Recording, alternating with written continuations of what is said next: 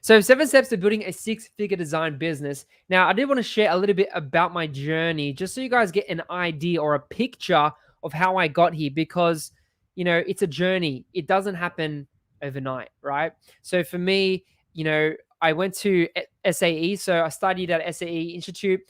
2 years before that, I actually failed 2 design courses, because I wasn't studying and I was still in a young mindset, and I wasn't really focused. But then in 2014, went to SA Institute and got my Bachelor of Graphic Design, which was really cool. And you can see a photo of me there. That was from 2015. That was my little studio. I didn't have much equipment, just had my PC and my little corner. And I used to record videos and create freelance work and logos and stuff.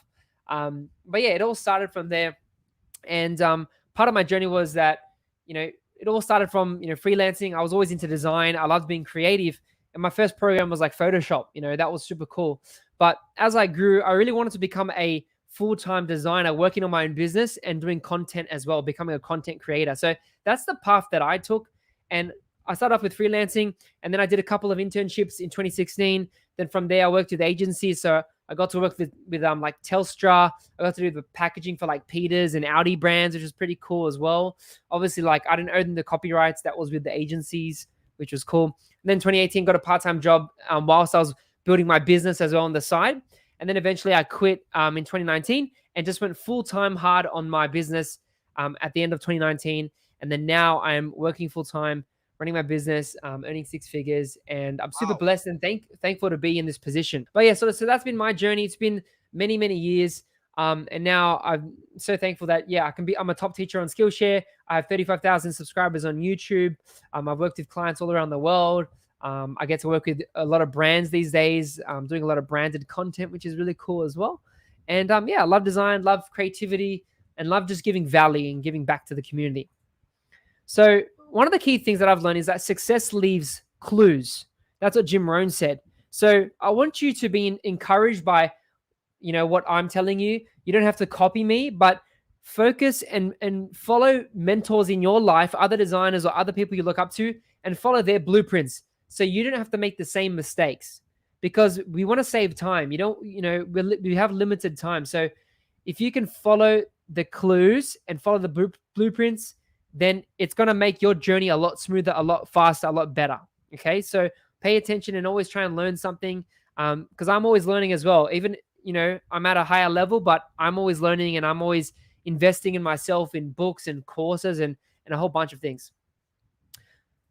So one thing I want to say is that there's no overnight success. So when someone tells you, yes, you can earn 100,000, or you can earn 10,000 for brand strategy and just, sell your thinking, it doesn't necessarily work like that. There's many factors, but there's no overnight success. It's a process, it's a journey, and it's a marathon. Okay. It's a step process. So I just want to really touch on the first step, which leads into it, is called mindset, right? We need to have a strong mindset, right? And not just any mindset, but we need to have a good image about who we are as a creative, as a designer. So who do you see yourself as? Do you see yourself just as some logo, some kid that does logos? Do you see yourself as a, problem solver? Really ask yourself the question, because to be honest, we're not freelancers, right? A freelancer used to be called a mercenary in the medieval times, where they used to go, someone paid them and they used to go kill someone or, hunt someone down for a bounty, right? So, that's small thinking. We need to think bigger. We need to think of, okay, I'm a business owner. I'm a problem solver. I'm a creative architect. I build solutions for brands, for businesses. I help them get their message across and connect their product with their customer. I help them generate, percentage of return on investment, ROI. I help them generate sales, leads, etc. So start seeing yourself in this positive light, positive image. You're a business owner, you're a problem solver, and you're a creative person that's bringing value to businesses, to brands, to people. Now, start to think about, what's your 5-year or 10-year goal? Because everyone's journey is different. For me, I know that I don't want to own a big agency. I like being agile and small and keeping everything really simple. So for me, I do outsource freelancers here and there, but my main goal is to sort of be the one person, lead designer. small agency, just me, and maybe one or two people I outsource for certain projects. Maybe you want to have a big agency, or maybe you want to sort of have a little micro team where you have a video editor or a content writer. Think of like what you want to do. And a lot of you might be beginners just starting out, but it's good to think down the road, because if you want to do this full time, like you need to build a habit, because to get to the 6-figure mark, you have to keep building over a long period of time and have that vision. So each year you're working towards that goal.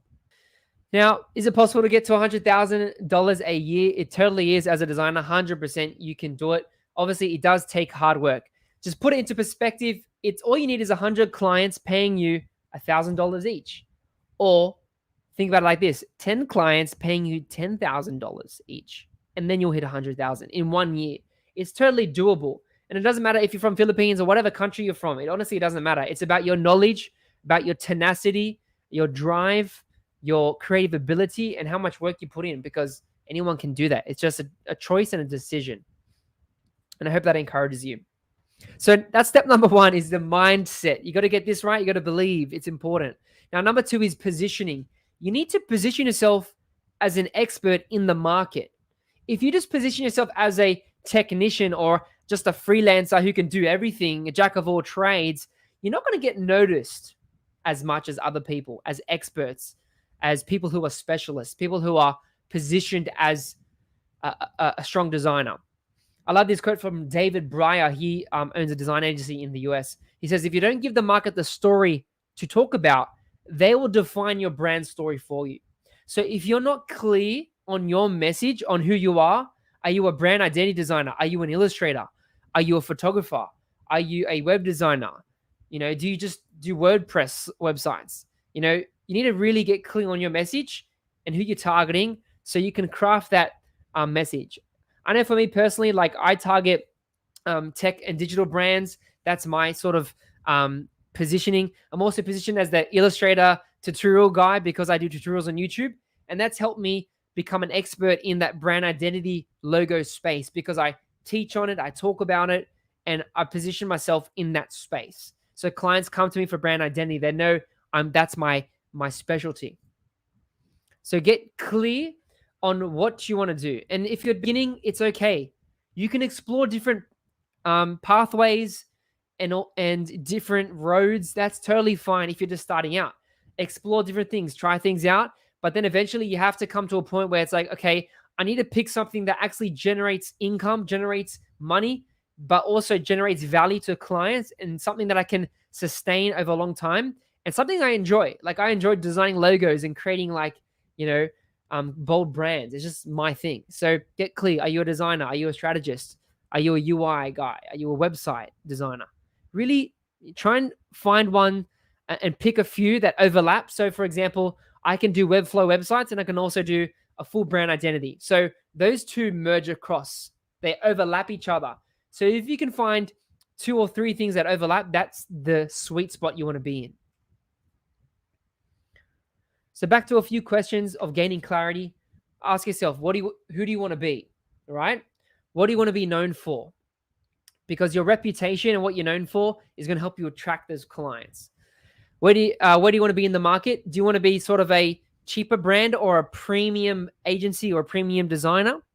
And what brands do you want to work with? Like maybe you want to work for Disney, or do a Netflix logo or something, or maybe you want to work for Adobe. I don't know. If you want to work for those type of brands, you need to design brands and projects and case studies based around those type of brands. So clarity is better than confusion. Hopefully this is all making sense, and you guys are catching it. Now, one of the important things is your target audience.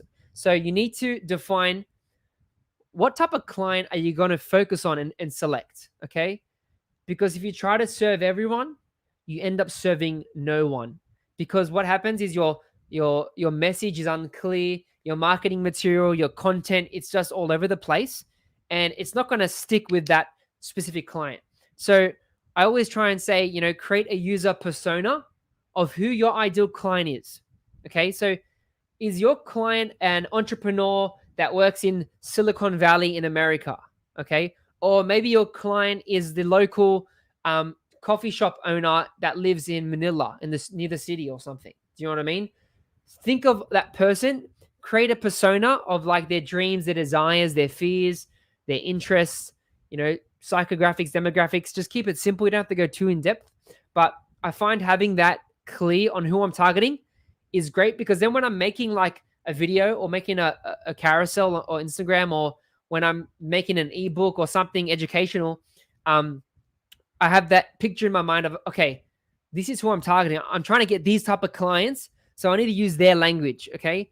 And then what I typically do is go into their blogs and forums on Facebook or Quora or LinkedIn groups and start looking at how they speak. I start engaging in their realm, in their spaces, because it's going to help me craft my message. So then it can connect and relate with the clients I'm trying to talk to. So after you've got your positioning set, you know what you're doing, you know your target audience, the client you're aiming for, then you got to know your niche, okay? Niching down. So to niche or not to niche, as I said before, you can choose to be a jack of all trades or a specialist. I prefer being a multi-skilled specialist where I have like 2 or 3 core skills that overlap. I think that's really good. But don't try and do everything, because it's not going to work. When you focus and when you're laser focused, it's a lot better. You can charge higher rates, and it's going to be a lot better in the long run. Now, to niche down, there are 3 key areas you can niche down by. Location is number 1. So what you can do is actually focus on city, town, or a country. So maybe it's Philippines. Maybe it's you want to focus on clients in Australia, in Sydney.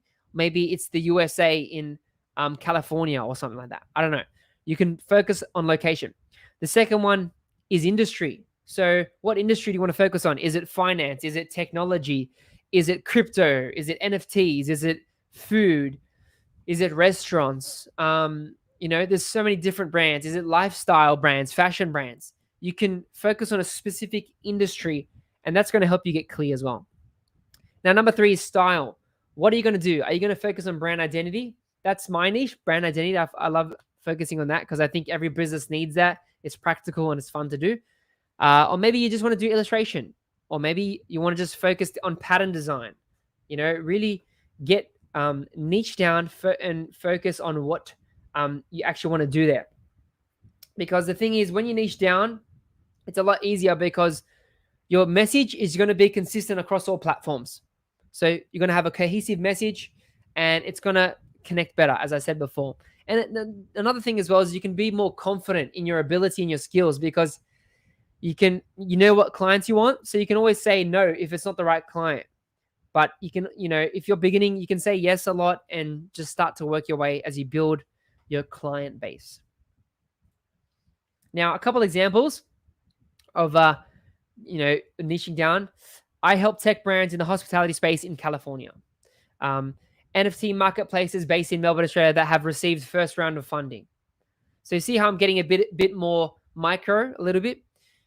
Coffee shops in Manila who have an online shop, and maybe they sell their own coffee, or maybe they have neon signs in their shop or something. I don't know.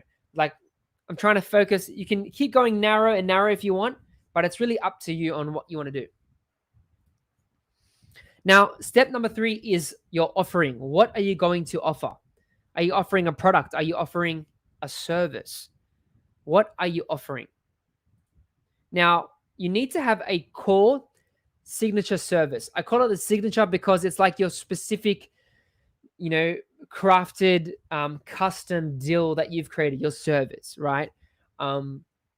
So, craft a no-brainer offer that is packed with value, right? So for me, I usually craft a brand identity package. Instead of just doing like a logo design, I try and do everything. So typography system, I do the colors, I do logo, I do marketing material, sometimes like business card, a website, and I'm adding on all these services and things to make a full package, because I know that a business is not going to be successful with just a logo. They need more than that. Do you know what I mean? So you need to think bigger and try and craft a package tailored to the needs of that business. And obviously, sometimes the budget might be a bit lower. So try and work with the client and see how you can work around them and solve problems. Maybe you reduce the scope, or maybe you reduce the amount of revisions to get it cheaper instead of cutting out certain, elements or design things. You know what I mean? So those are some things you can do.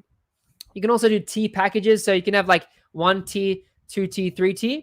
And the third one can be like, everything, a website, brand identity, logo, campaign, messaging, brand strategy.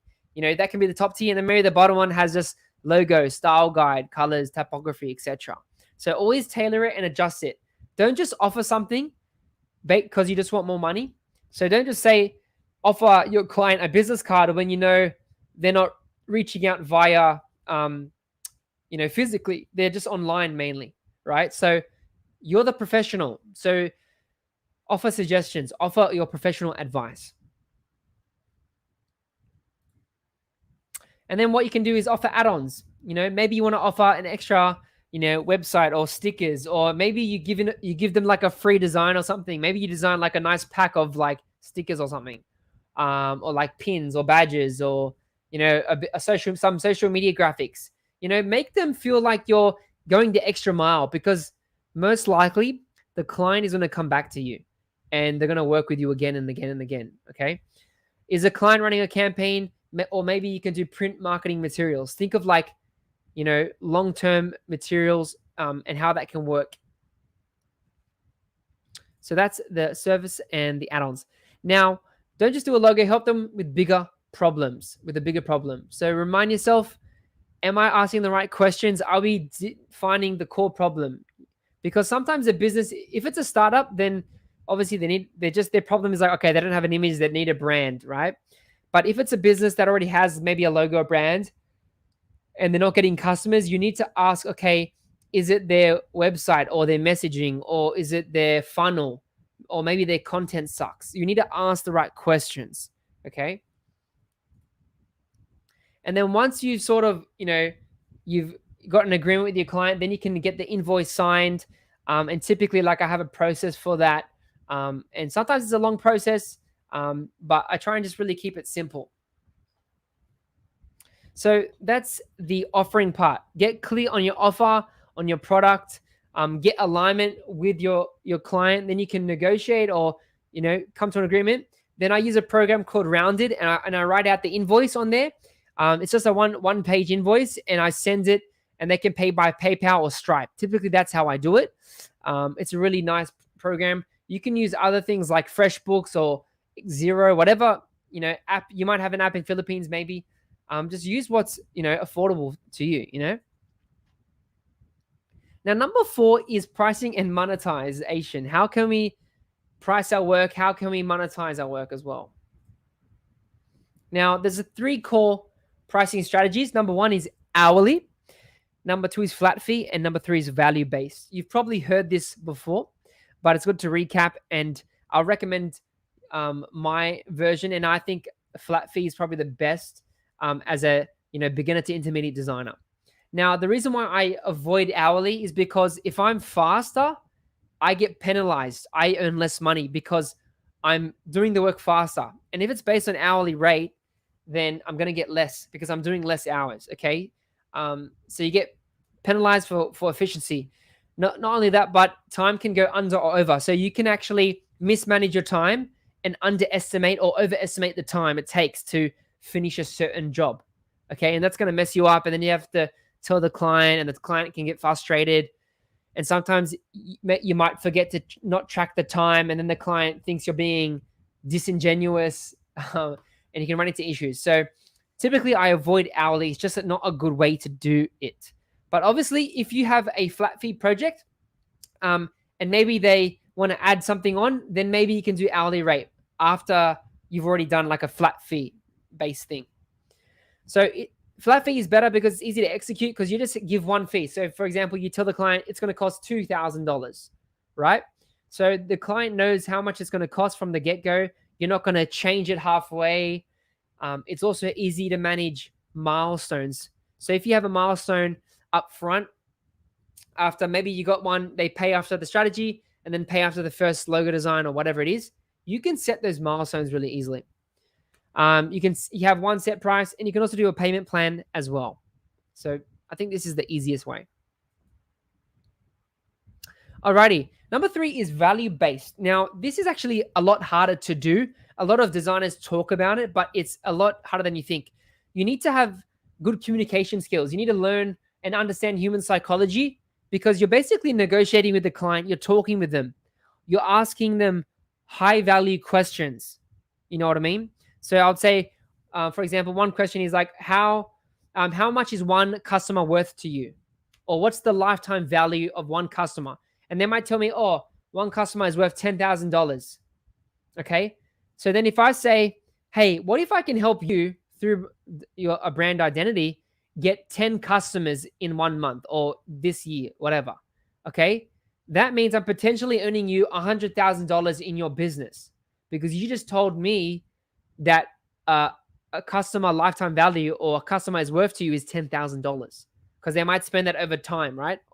So then they will agree in saying, yes, that's correct. Okay. And then basically I can say, so if I were to charge you 10% of $100,000, say $10,000, would that be okay?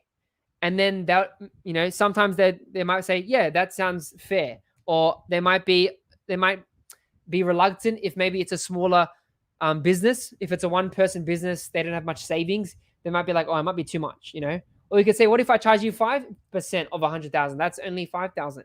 So that's sort of how value-based works. It's about the communication, the asking the deeper questions, and getting to the root problem and making them think deeper. It also, you need to understand business as well. Like, you can learn all these skills. I'm not saying go buy courses on this stuff, but you can read a couple books. That's really good. Like Win Without Pitching is really good by Blair Enns. Also, David Douglas has a cool book called Brand Strategy and The Business of Design. Really good book. So those are two recommendations, I'd say. All right.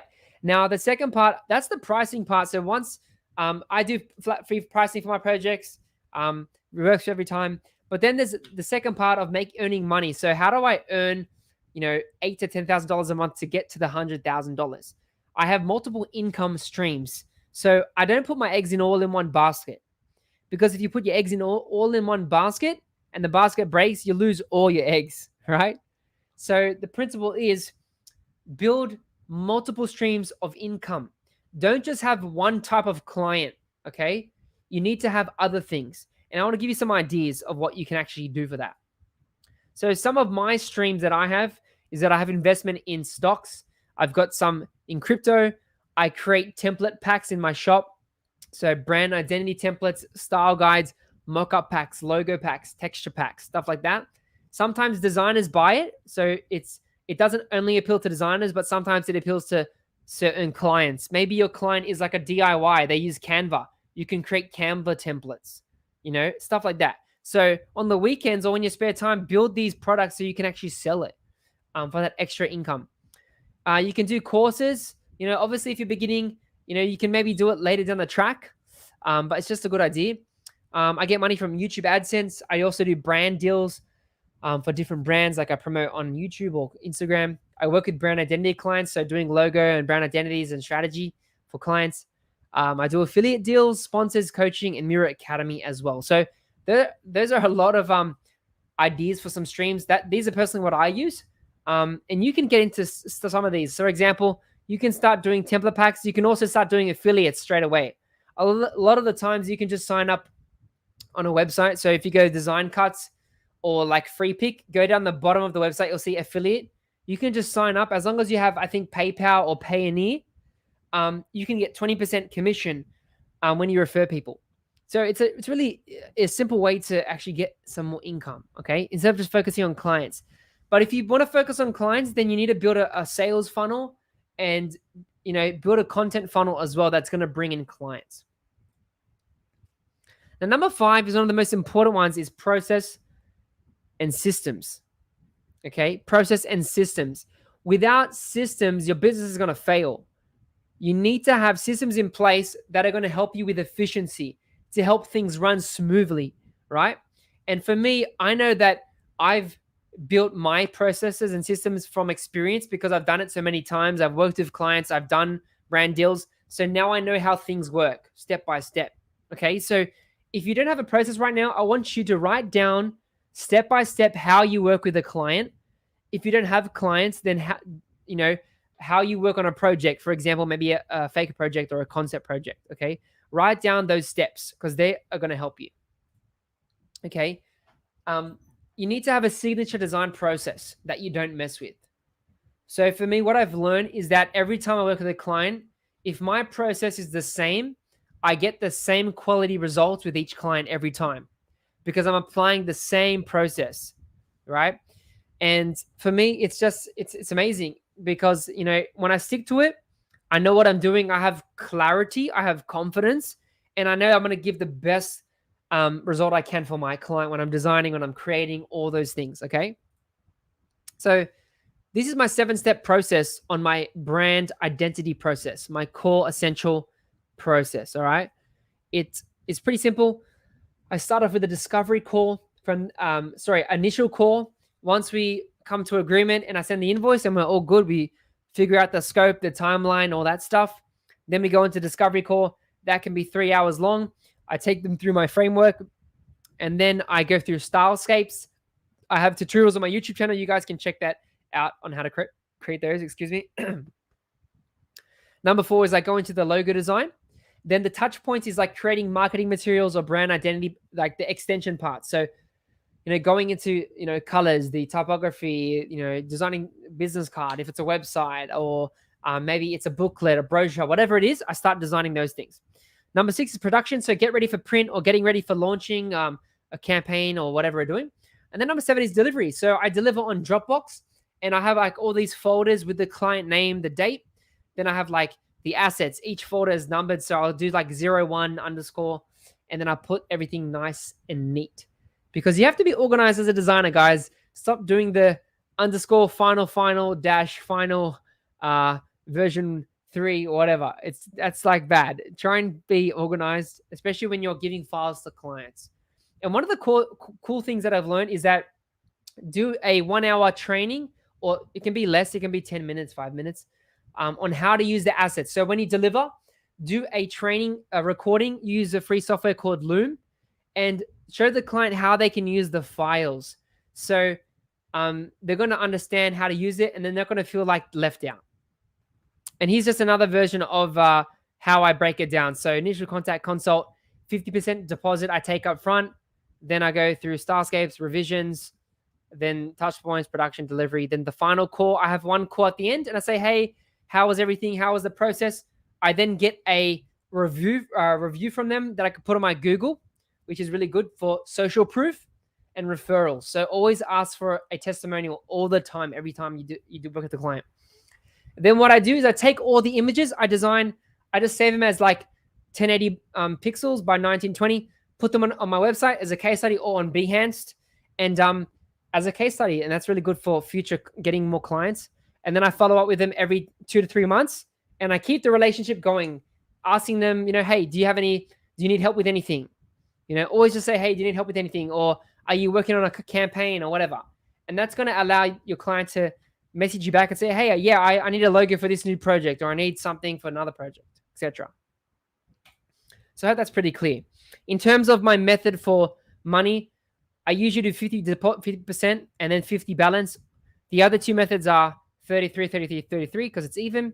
You can also do milestones. So always take a deposit. Don't, always take cash. Don't just work on empty promises because that's just not a way to run your business. But you use the milestones there. And this has really helped me. Now, systems enhance productivity. So don't neglect systems. Now, some of the apps I recommend are the CRM apps. Now, CRM is a customer relationship management app or client relationship management app. Okay. So I personally use Notion. I've also used Bloom, ClickUp, Asana, and Monday before. HubSpot also has a thing as well. So those are just some apps for project management and also managing the whole process. Okay. Bloom is pretty cool as well. So you can check out bloom.io. For me at the moment, I use Notion. So what I do is I build my designer HQ. I also have client folders. So when I have brand guidelines or I have certain codes I have to use or etc., I put them in my client folder. This is sort of my how I manage my projects, whether it's content or brand identity. I have my knowledge base, my vision, my templates, all those things in one space in Notion. And the cool thing with Notion is that it has multiple workspaces. You can put pages within pages. It's a lot cleaner than using Google Docs or Google Sheets. Those things it doesn't really work as well. I can have databases that connect, so I can link databases together, which makes it really smooth. It also has a clean UI, and I can also keep track of tasks, which is amazing. So that's Notion. So it's also free, guys. So try it out. It's amazing. It's totally free.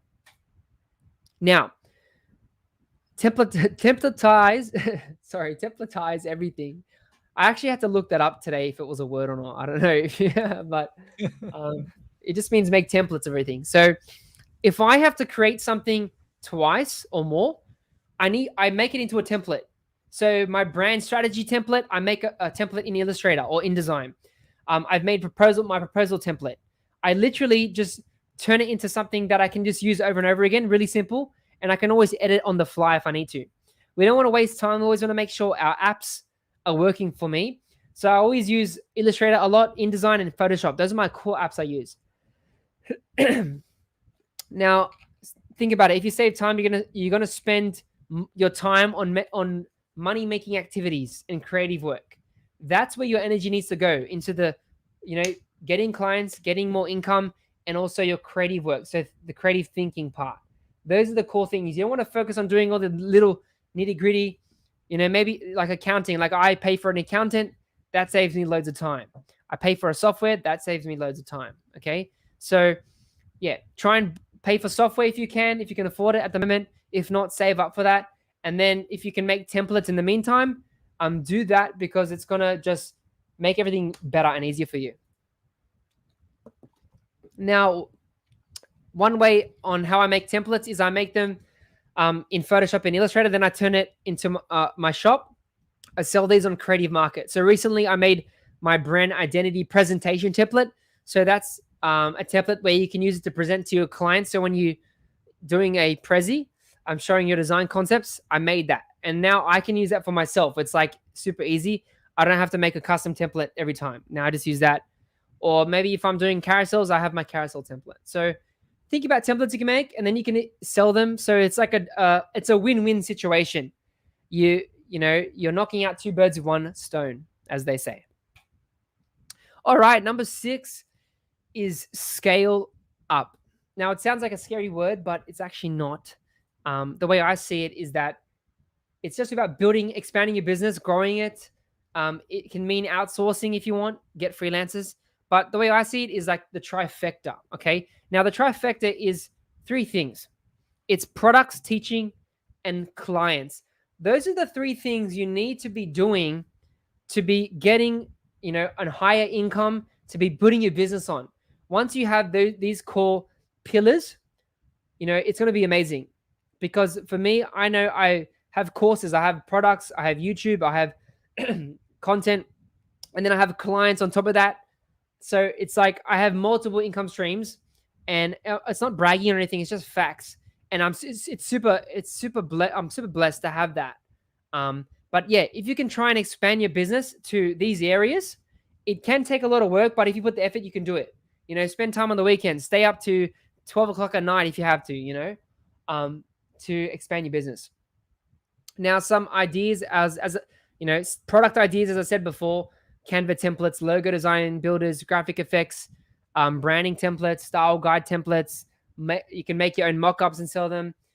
Clients, you can have one-off projects or monthly retainers. So, for example, you can do maybe a $500 package where you do 30 carousels or 30 Instagram posts for your client, and you design templates for them. And each month you get $500. Imagine you had 5 clients. You're going to be making $2,500 a month. Okay. Then you could do teaching. So webinars, coaching, consulting. So if you want to consult with or coach brands or clients, that's great. If you want to teach designers, you can do that as well. So maybe you want to help beginner designers, you can do webinars or courses as well. And don't be scared to do courses or whatever. Like, just all you need to do is know a little bit more than someone else. That's it. You don't have to be a crazy expert. You just do it, And that's my perspective on it. Now, some apps you can use to sell. Gumroad is really great. Creative Market, Teachable, and Podia. I basically use all of these. I currently use Podia and Creative Market as my two main ones. But yeah, a lot of these are free to sign up. Podia and Teachable cost money. I think Teachable is free. They got a free plan. But these are just some apps you can use to get paid and sell these, these products and teaching and stuff like that. And then lastly, as we start to wrap up, is the step number 7 is personal branding. Okay. So after we've done our offer, we've got everything set up, we've got clients, we're building our business. We need to continue to build our brand. Okay. So we need to build a funnel. We need to have a funnel where we're constantly generating leads. And the way I do that is through content. I have a content beast, YouTube content, Instagram content, and that's how I get clients. That's how I get seen. Seth Godin says content marketing is the only marketing left. Forget traditional marketing, forget digital or whatever it is, even though, yes, we do that, but content is where it's at. Delivering high value content. Okay. No matter if it's in the form of teaching branding tips, design tips, it's okay. Focus on the client, and designers will follow you anyway as well on top of that. So don't worry about the designers, but if you focus on clients, you can do that. Because a solid brand attracts clients, but a better brand builds a tribe and builds an audience. Okay. So what I've learned is that you want to build a community. Okay. And so as you develop and build content and create evergreen content, it's going to benefit you in the long run. Because it's going to be, when you sleep at night, your content is working for you on social media. Because there's always people online looking online for, business ideas, for designers, for creatives, because they have projects going on.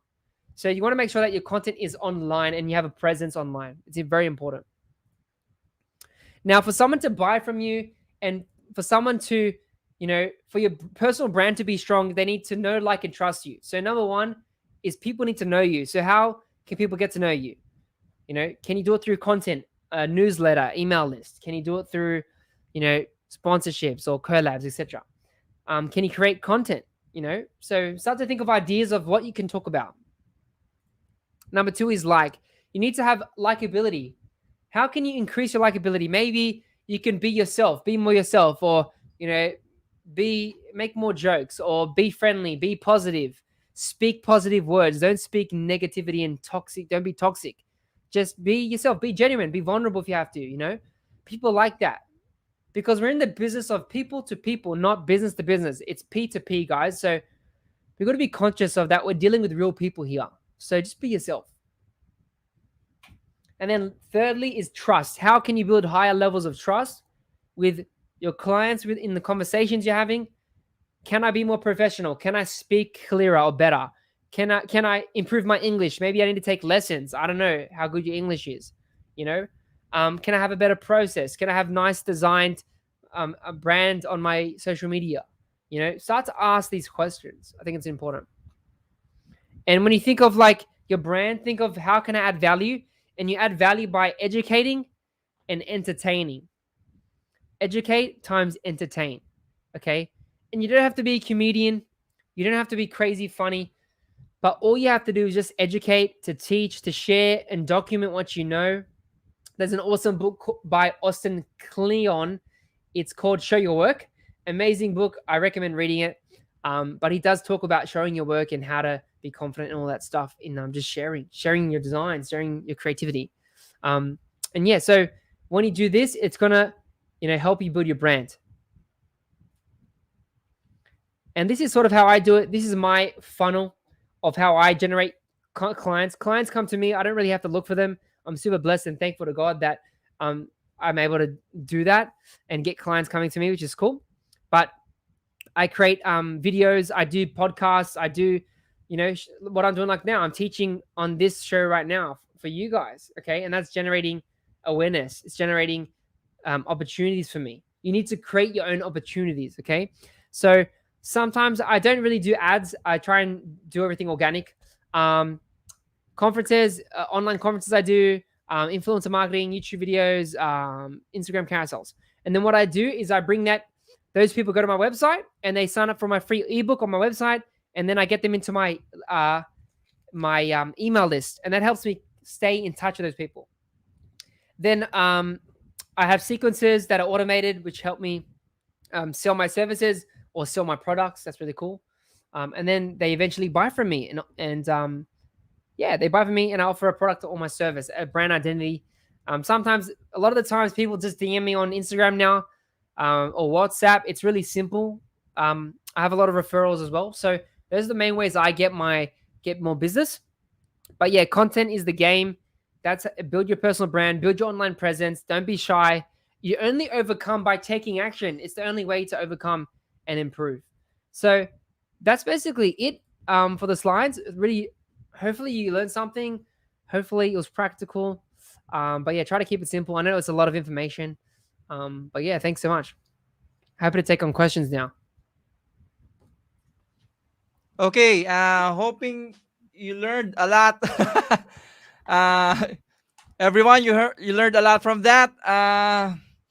Yep. So once more, thank you so much, Jeremy, and congratulations.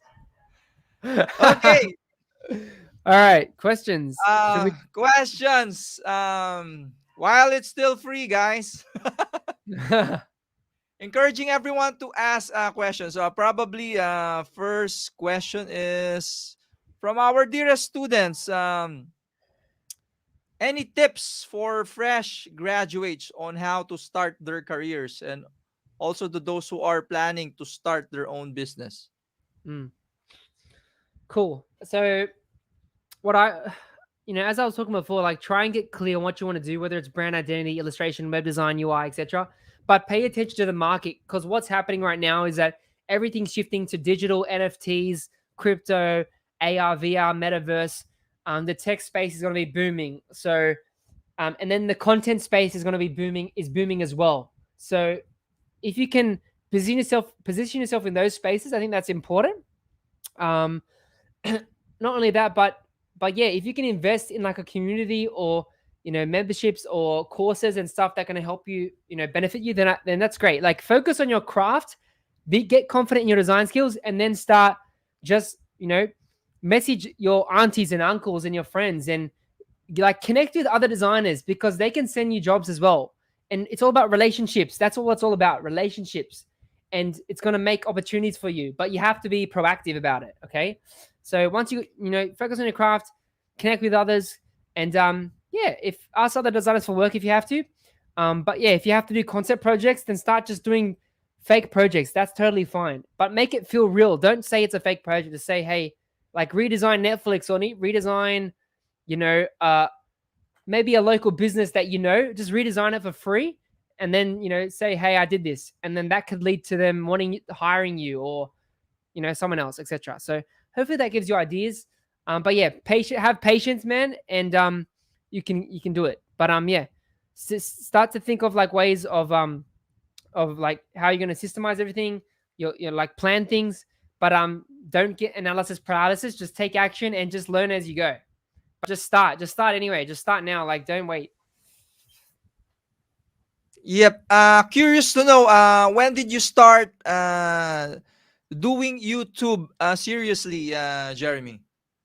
So I started in December 2015. So I've done it for 6 years now. Um, and I was doing about one video a week, which is really cool. So, but I did miss a few weeks, like during the early years, 2016, 2017, stuff like that. At the moment, I currently have over 400 videos though. So it's a lot of videos, a lot of content. But yeah, I think it's really cool. Like if I'll show you my analytics if you guys want to see it really quick, just to show like the potential of what can happen with YouTube. If I just go share my screen, is this So gonna work?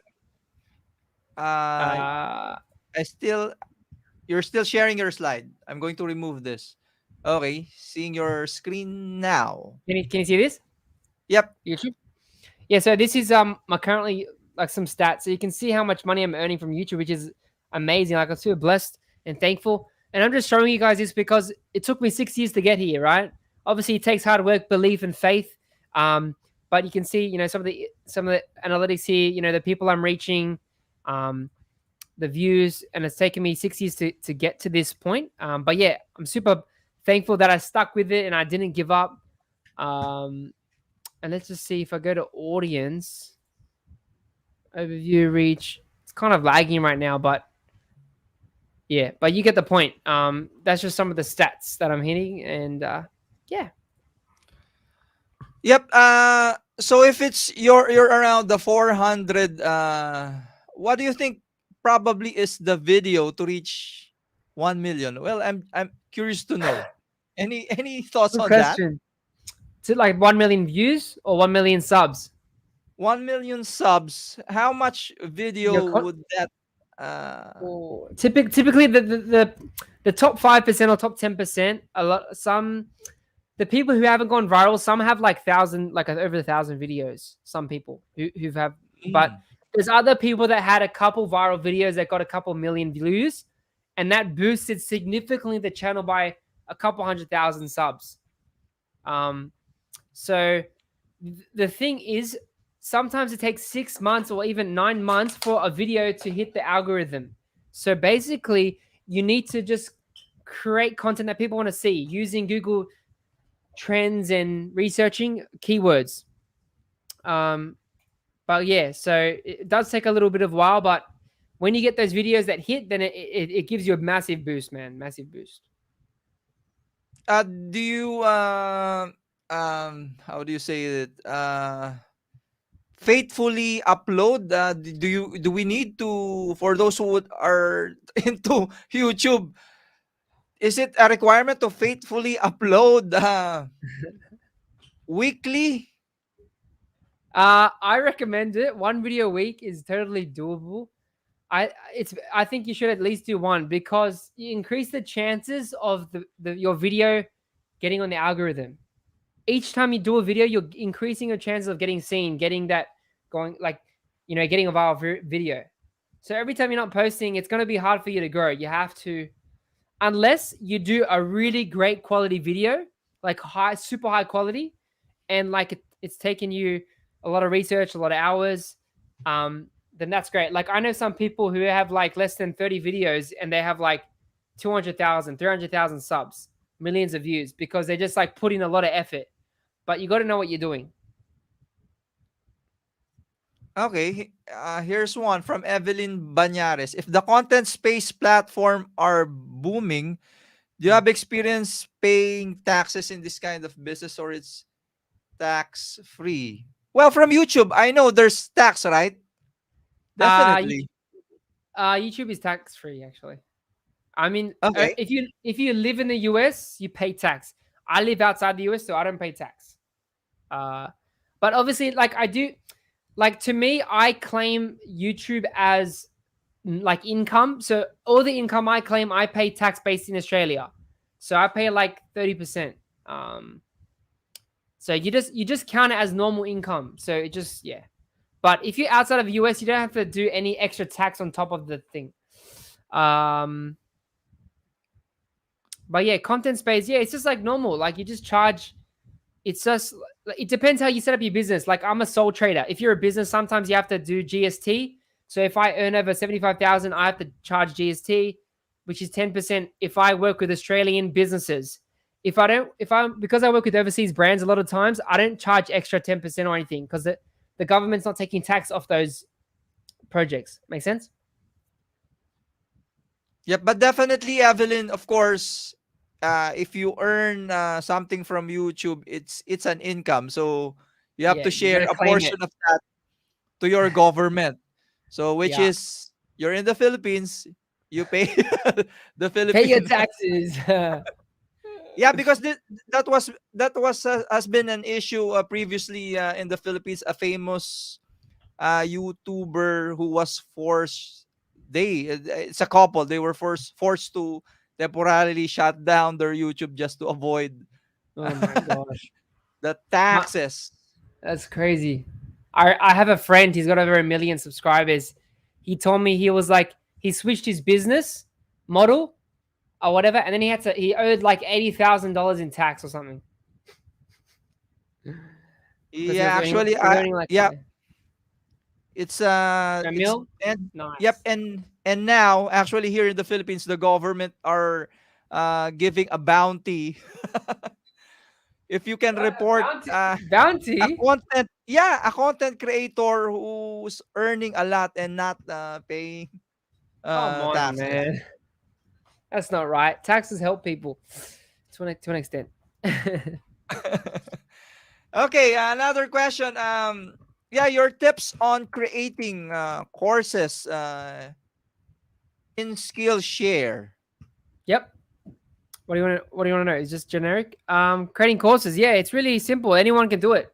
You don't need to be a special teacher or anything. You just go on, sign up for an account, and create a class. Obviously, there's some guidelines, like just community guidelines on how you have to do the like cover image and trailer and like the length. Usually, people do 30 minutes to 60-minute classes, short classes. So you can teach if you have a certain technique or skill, maybe in Photoshop or Illustrator. You can teach that in a little class, and that can generate some income.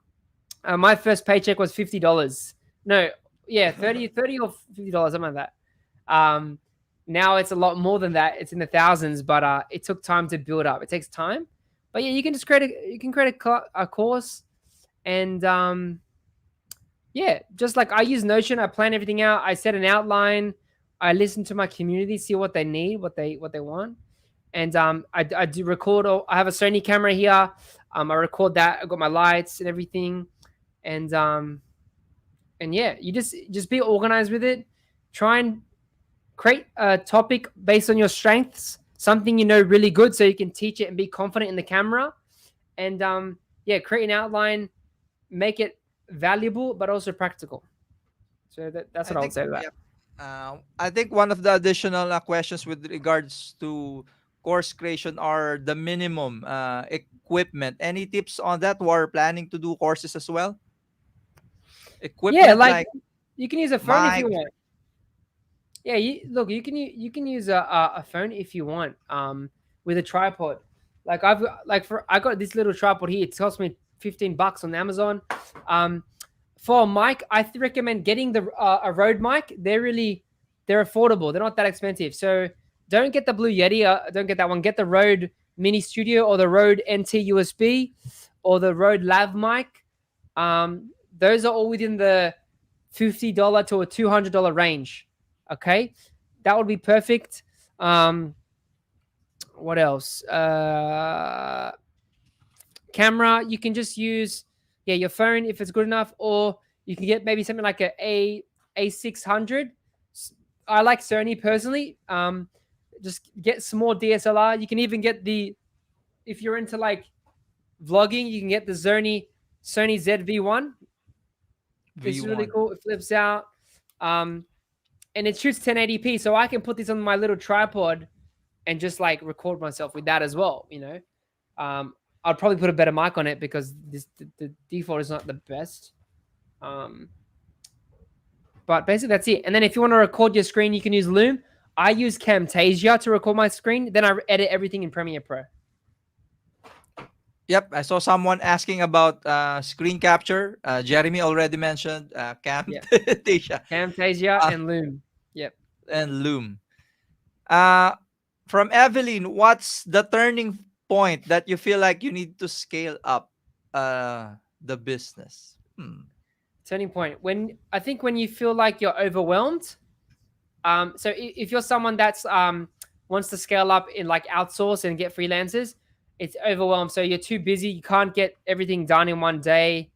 You feel frustrated, and there's too many tasks to do.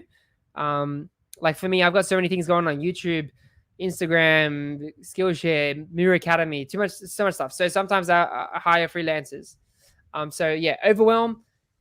If you're The other situation is if you're not getting like high paying clients, you need to figure out. You have to start making other sources of income, as I said before. So try and get out of that just clients and find other ways of making money, or even getting a part-time job, like a couple days a week, and just use that money, invest it back into your business, and build the business. Okay, I think that's like some of the best advice that I've got on that. Awesome. NFT. is gaining popularity. Your thoughts NFT. on that Wow, NFT? yeah, NFTs, mate. Oh my gosh. I just saw the other day someone bought a yacht for 600 million or thousand. I don't. Woo! Yeah, I don't know, bro. It's for a picture. Like it doesn't make sense. I personally think. Really?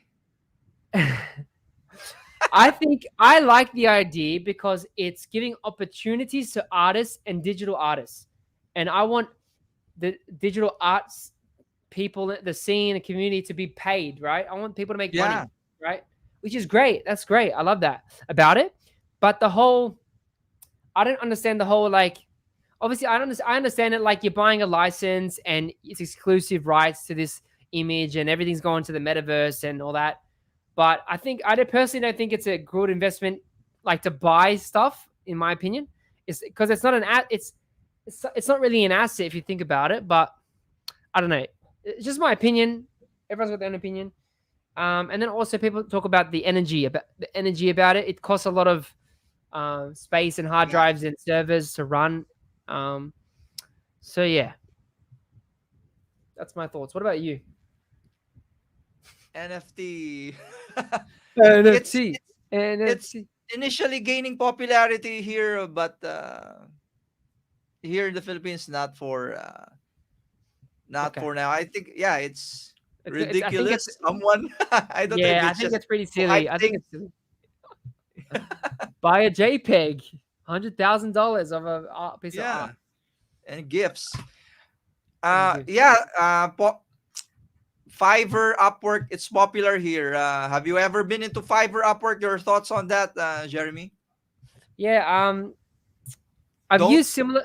I've used similar. I've been on those sites, but I haven't used them to get clients. I've used other sites though. When I in 2013, 14, I used Airtasker, similar site. So I pay like you. There's a whole bunch of jobs, and then you bid, and then you get selected, and then So basically, I started off doing $30 jobs when I was young, and then I got up to like 500, $600 jobs. But then I realized like the clients are too small on there, and they're very picky. So I stopped using sites. But if you're a beginner, they're totally fine. But the issue is you need to focus on getting reviews. So sometimes you have to focus on doing cheap work, build your reviews, and then charge more on there. That's a way. But I know some people that are earning full time $60,000 a year on there or more, but they took them years to build their profile up on Upwork and stuff. But yeah, once again, I wouldn't rely on it. Build relationships, get involved in Instagram communities, Facebook, talk to people, join business groups. Don't just join design groups. Like join real businesses around go to a startup place around your area or town or online, whatever. You can go on a trick is you can go to eventbrite.com or meetup.com and try and find local meetups, try and find startups or businesses, stuff like that, because they always need a logo and stuff. So that's Yeah. what I recommend. Uh, there's a lot of people who created YouTube videos, but eventually stopped. Yep. What motivated you, or how do you motivate? What can you say to those who are starting out in YouTube on how to motivate themselves and not to give up? Yeah, I understand. Good question. It is hard at times. Like there was a few times I wanted to sort of like quit because it is a lot of work. I'm not going to say it is easy, but once you cross that threshold, it becomes fun. Like I like editing. I like generating income, and I do a lot of brand deals now. It's a lot of fun because they send me free stuff. For example, like I got this sent to me for free tablet Huyon. from Huon. So just like stuff like that, I get free speakers, and not to brag, just like it's just awesome. Like it's cool when you get to that level. So what motivated me is like I believe God created me to be successful, to influence people. I believe I'm called to influence others. So I don't want to hold all my information and knowledge to myself. I need to share it with the world. So YouTube is a great platform where I can share that, and I want to help others. So I want to help designers earn money, earn a living doing what they love. So for me, that kept pushing me to just keep going, keep going, keep going. And obviously, I had a vision. I saw the big picture. I'm going to get to 100,000 and then beyond. Because because I see myself there doing that. That's what I love to do, content creation and impacting people. So you need to see yourself doing that, picturing self, visualization, and think of all the people you're going to impact. That's what motivates me. Like if I don't show up, then someone else is not going to learn something when someone could have learned something, you know? True, true. Uh, Last question. It's never Lessons ending. lessons you learned from the pandemic. Ah, okay, here we go. Lessons learned from the pandemic. Go. Everyone should start a YouTube channel. Everyone should go on start an online business and stop relying on the government because the government doesn't Yeah, care about you. Yeah, that's I keep telling people every time like you have to build your own business. You can't. You have to build multiple income streams. You can't rely on the government. You can't rely on the economy. Do you know what I mean? You have to be wise. You have to be smart. A wise person sows in the winter. Sows in the other seasons so he can reap. In summer and the story. So sowing and reaping. It's you got to think long term, big vision. But yeah, just the lesson is just make sure that I'm growing my business online, making sure that I'm connecting with family. Also, exercise is very important. Getting sunlight, getting vitamin D, vitamin C, eating healthy is important because if you have a clear body, you have a clear mind, you have a clear spirit, soul, body, all of that. You want it functioning properly. So eating fruits, vegetables, greens, all that stuff. So yeah, heaps of lessons that we've learnt. But yeah, another thing I would say is like don't believe everything you hear because the media is not always telling the truth. yeah, true. So don't believe the propaganda and all that stuff.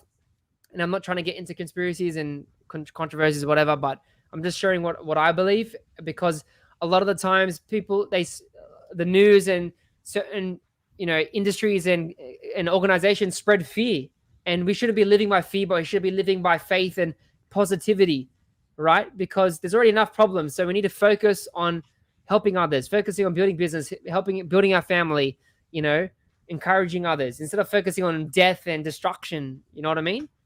We shape our reality by how we think and what we speak out. So let's think right so we can speak right, so we can frame the world around us and change everything around us. Because if we can change our inner self, we change everything around us. Okay, that's a great message from Jeremy. And now the question ends. Okay, so once more, we hope. Once more, thank you so much, Jeremy. And yeah, congratulations. You're now a Thanks, man. father. It's a big responsibility, I and seeing know. the children makes you sometimes wonder you're getting old. So when you have a child, it makes time go Go faster. faster. Love it. Thanks, man. I appreciate it, man. Thanks so much for having me. And yeah, I love being a dad so far. It's fun. It's exciting. And new adventures, super fun. Yep. Again, do you need to say it? But for everyone, if you want to reach out to Jeremy, where can they reach you? Yeah, so you guys can reach me on YouTube at Jeremy Mura Design. Search me up. Have plenty of tutorials on logo design branding. You can also find me on Skillshare as well. Skillshare have plenty of design courses. So you can check that. My newest class is Webflow for beginners. So if you want to learn Webflow, jump on that. You can also find me at the Jeremy Mura on Twitter and Instagram. Come say hi, DM me. Let me know if this was useful this session. And yeah, you can shoot me a message. Always happy to chat. And yeah, thanks so much for listening. Appreciate your time, and hopefully everyone in the Philippines is doing well. And yeah, love you guys. Appreciate you. Thanks so much. Yep. Everyone's excited here for Christmas, and it's an early Christmas gift from you, inspiring Filipinos, not only Filipinos, but everyone all over the world. So once more, thank you, Jeremy. Thank you guys. Congratulations, and hoping Cheers. to see you Appreciate it. soon. See you guys soon. Take it easy.